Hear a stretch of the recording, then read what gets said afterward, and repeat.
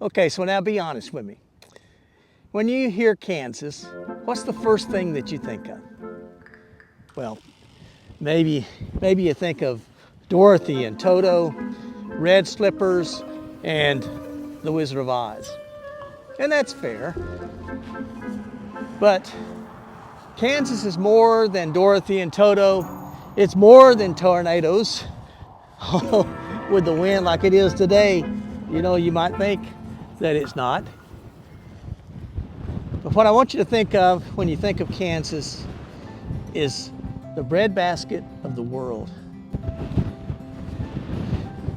When America the Beautiful was written and talked about from sea to shining sea, the grandeur of the mountains and the waves of golden grain. Well, those are the wheat fields of Kansas.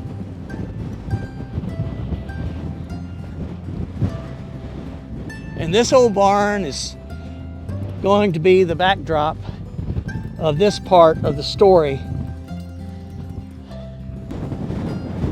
You can see that it's still open, and it's open to the public. You can go in here.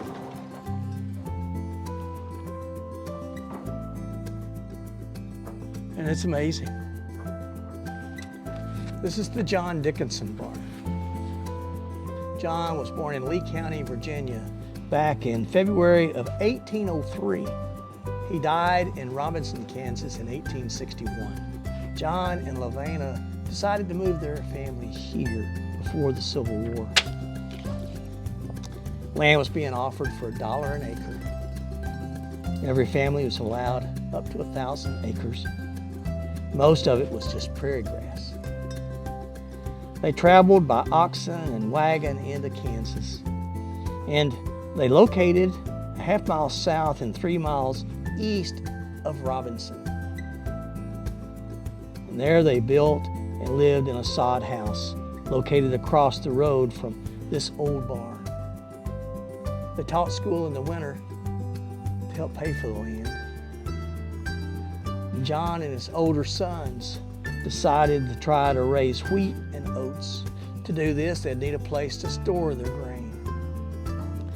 And they decided to build a stone barn. They located River Rock near Atchison, Kansas, and they hauled it home by wagon. The walls were 2 feet thick, and the beams came from timbers nearby. It's hand-hewn, and it's put together with wooden pegs. The lower level here was used for horses and mules. The second level was where they stored the grain and hay. Then there was a third level where the corn was being stored for seed for the next year. As happened with many families during that time, one son enlisted in the Confederate Army and the other into the Union. They both survived the war and returned home. This has been a favorite site for photographers and artists. I hope to add my lens to that collection of photographs. And one of the things I plan to do, I'm going to take some shots now during the daytime. But tonight, I hope to come out and I will set up and get the Milky Way as it comes up over the top of the barn there. I want to set the camera up low and maybe take and do some light painting on the side of the barn and then take that photo. It's a beautiful day, beautiful place. Just look out through here. Imagine all of these fields of golden wheat when it's time to harvest. It will be spectacular.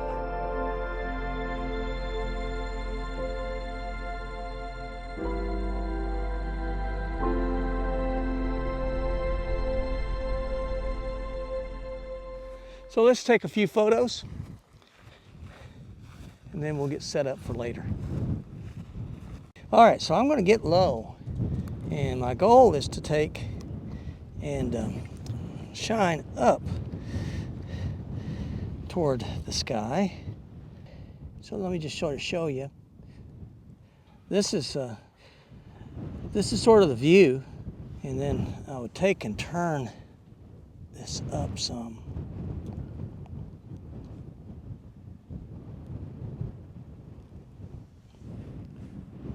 To get the sky right there.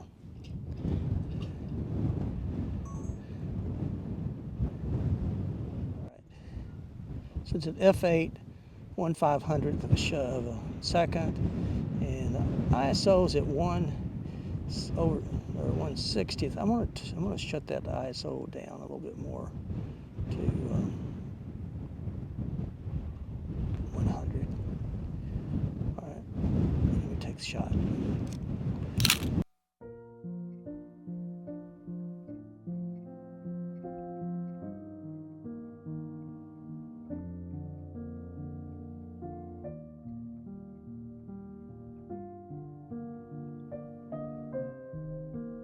Let me get a little closer to it and see if I can get up. Well, you know what I can do with this?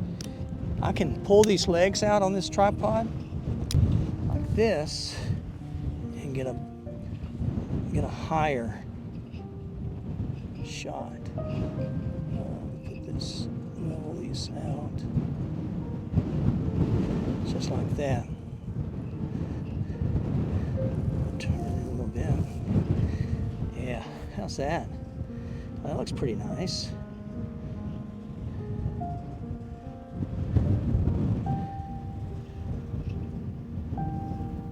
Okay.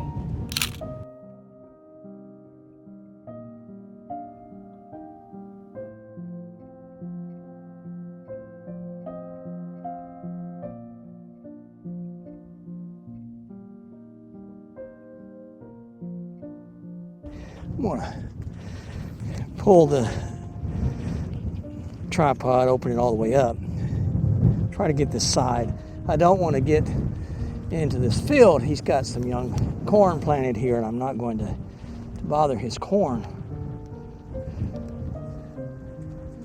But let's see what we can do here.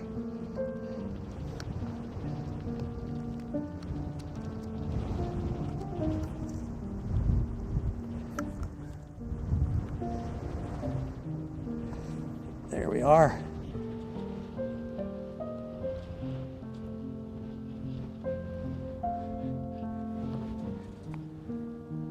Just a skosh down. Right there.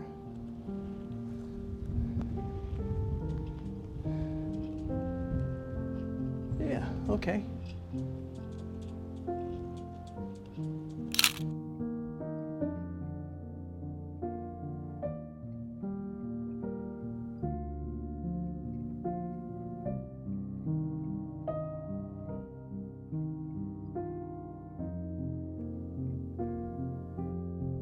While agriculture remains key to Kansas life, we've moved into the industrial age.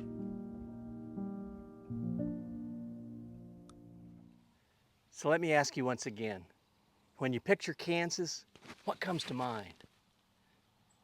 Probably these endless golden wheat fields, right? It's the classic American heartland, flat, peaceful, and all about farming. But what if I told you that under all this peaceful scenery, a totally different, a much rougher story was literally carved into the face of the earth? And we're talking giant machines, landscapes torn wide open, and an industrial beast that changed a part of Kansas forever. This isn't just an old history lesson. It's the incredible, groundbreaking story of how they literally dug up Kansas. Long before Kansas was famous as the wheat state, it was a land of gentle changes. Its eastern edge is slowly turning into the Great Plains. Back in the 1800s and early 1900s, farming was definitely king.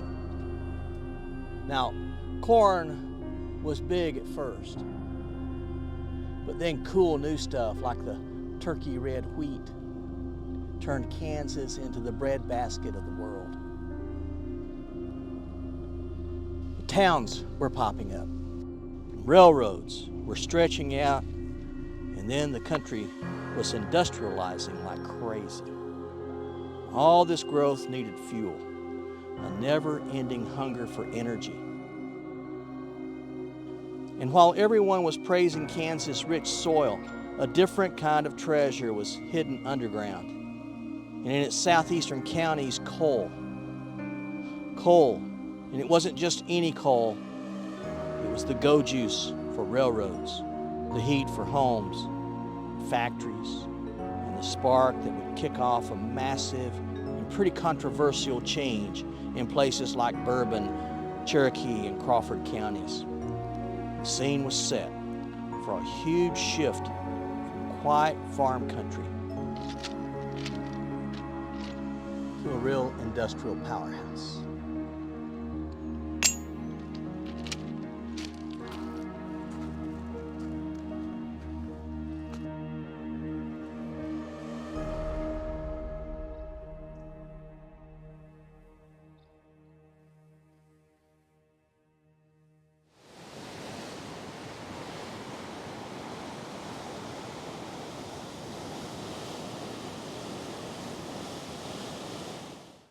Well, the story of Kansas coal starts pretty small. It was first discovered around Fort Leavenworth, Kansas in 1827. But by the late 1850s, little mining operations were happening in southeast Kansas. Think of simple gopher hole type mines or tunnels dug into the hillsides where you could see the coal seams. This early stuff was mostly for the local folks, the blacksmiths, the first settlers. But then after the Civil War, railroads started spreading across the plains like wildfire, and suddenly everyone needed coal, a fuel that burned hotter and better than wood. this massive demand really kicked off the first big wave of coal digging. A major moment happened in 1874 when the first underground shaft mine opened near what's now Scammon in Cherokee County. This was the real start of big-time coal mining in the area. It had become the most heavily mined spot in Kansas history, and for decades, the main way they got the coal was by digging underground, using a room and pillar system, basically leaving columns of coal behind to hold up the roof. As mines went deeper, towns grew up around them. Mining camps, often built by the coal companies themselves, popped up with names like Ringo and Foxtown and Capito and Little Italy. These places were filled with a mix of people, including lots of European immigrants who came over because of ads promising work and a new life. And in the 1930s, a huge change came to how Kansas gave up her coal. Instead of deep shaft mining, they turned to strip mining. Strip mining used much simpler ways with animal power back in the day, but it was about to get a massive upgrade with these machines. New methods quickly became the way to go into the southeastern Kansas, push aside the dangerous and less productive deep shaft mines.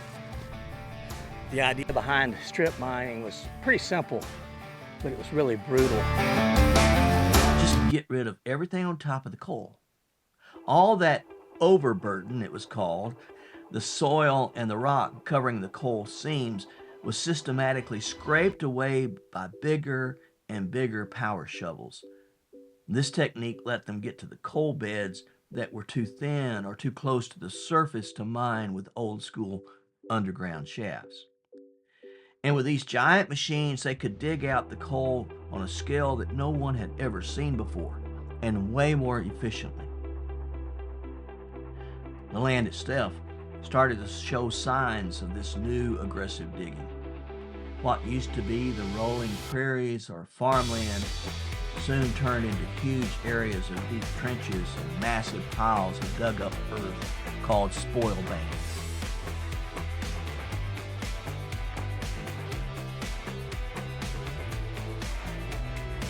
This wasn't just mining. They were literally resculpting the face of the earth.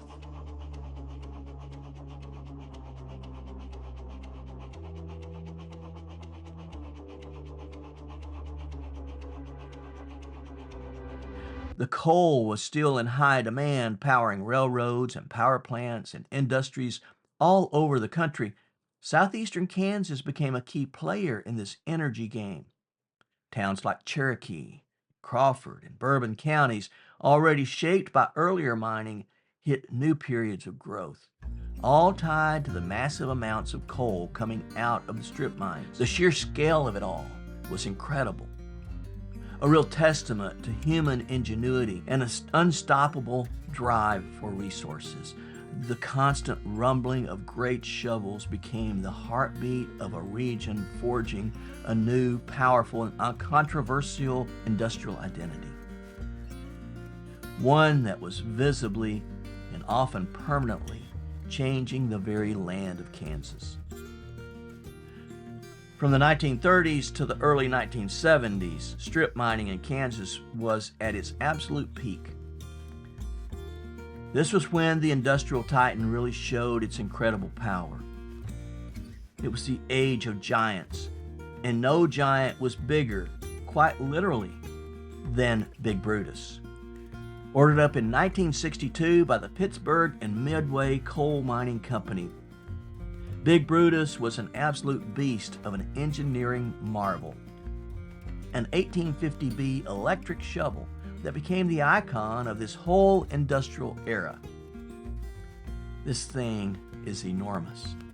160 feet tall and weighing an unbelievable 11 million pounds. For a while, Big Brutus was the second largest electric shovel of its kind anywhere in the world.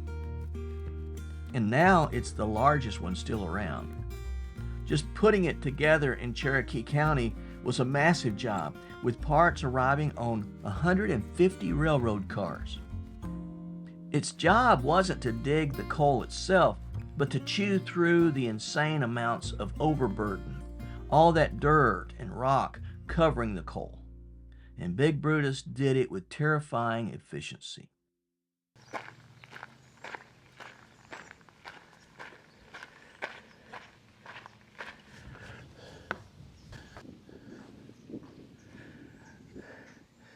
To give you some perspective, this 90 cubic yard bucket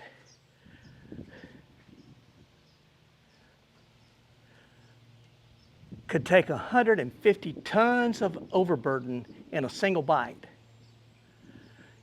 In the video that they show in the museum, they have a D9 dozer backing up into this massive bucket. I mean, this is gigantic on a whole different scale. Well, this beast worked 24/7 from 1963 to 1974. It crawled along at 0.2 miles per hour and shoveled a square mile every year. It carved ditches up to 100 feet deep to get to the precious coal. Big Brutus and other big power shovels like it. They were the symbol of the raw industrial ambition of the era. The amount of excavation was hard to wrap your head around.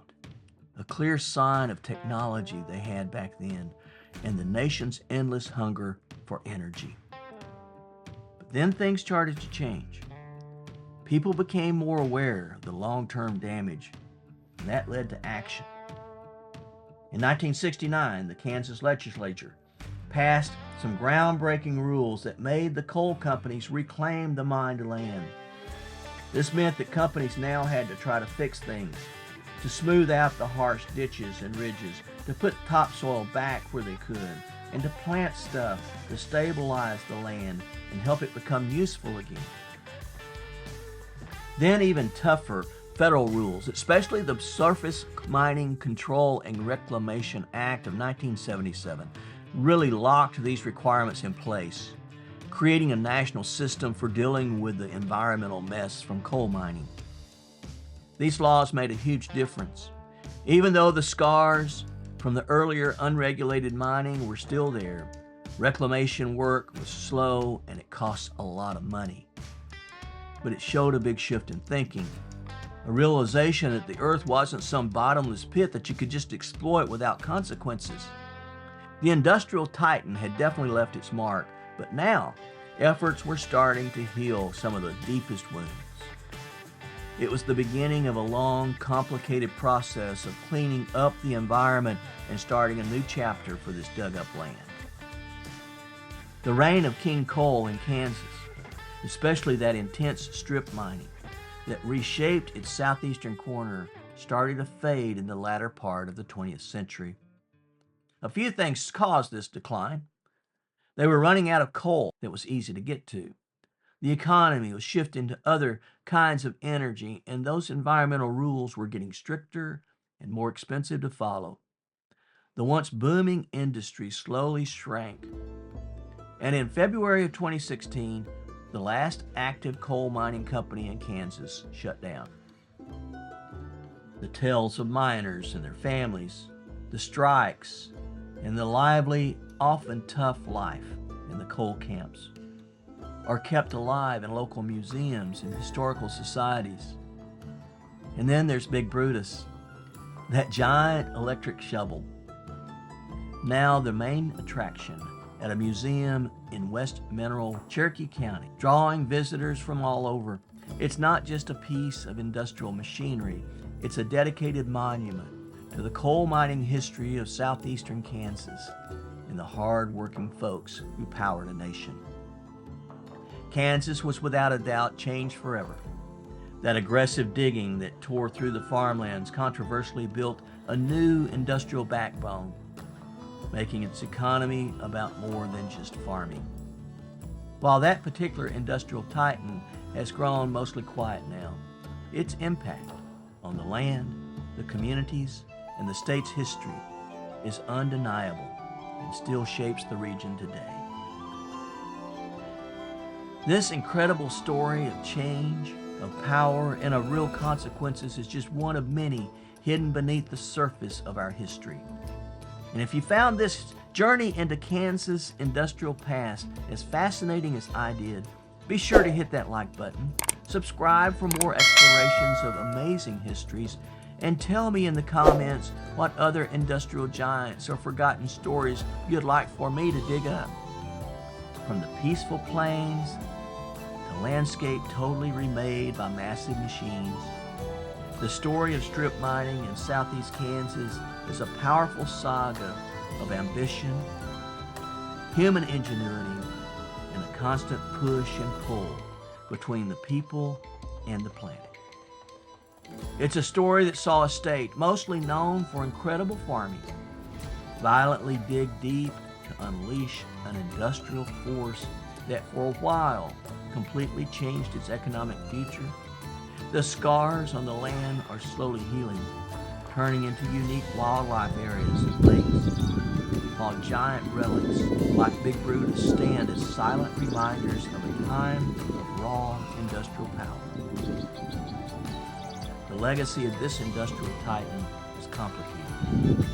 It's a reminder of the huge and often controversial ways that we use the Earth's resources, and how those choices echo through the years, forever changing both the land and its people. Thanks for watching, and until next time, stay safe, stay healthy, stay on the path, and God bless you.